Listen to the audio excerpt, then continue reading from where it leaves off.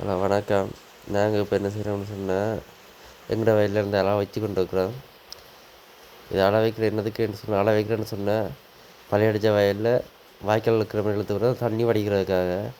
தண்ணி வடிஞ்சால் தான் இந்த பள்ளங்களில் நிற்கிற நெல்லெல்லாம் முளைக்கும் அழுகாமல்.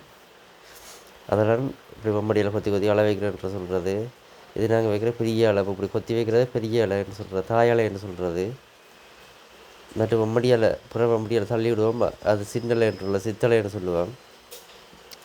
பாருங்கள், அதை வச்சு கொண்டு போக நிற்கிற தண்ணியெல்லாம் படைஞ்சு கொண்டு வருது. இப்படி தாண்டி இந்த மூலையில் தண்ணி நின்றுன்னு சொன்னால் நெல் முளைக்காது, அழுகிடும்.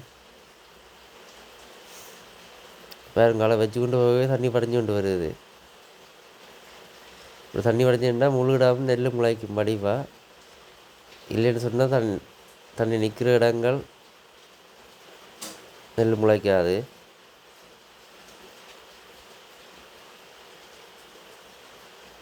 பாருங்க, இப்போ புற முடியாது தள்ளி கொண்டு போகிறேன். இது சித்தலைன்னு சொல்கிறது. சின்ன சின்ன இடங்கள் நிற்கிற தண்ணி ஃபுல்லாக வடைஞ்சிடும்.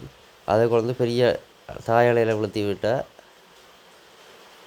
அப்படியே தண்ணி ஃபுல்லாக வடைஞ்சிடும். இதே மாதிரி முழு வயலுக்கும் வைக்க போகிறோம்.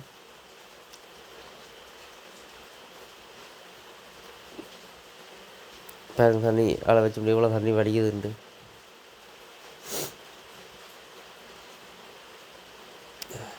அது நாங்கள் பழைய அடித்து முடிய மழையும் பெய்துட்டு அதால் தொழில் அடங்கலை. பெருசாக தொழில்ன்ற சொல்கிறது சேரு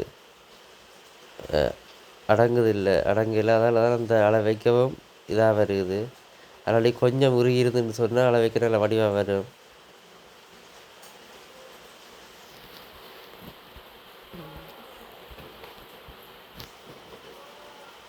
இந்த வீடியோ உங்களுக்கு பிடிச்சிருந்தா லைக் பண்ணுங்கள், சப்ஸ்கிரைப் பண்ணுங்கள், பெல் பட்டனை கிளிக் பண்ணுங்கள்.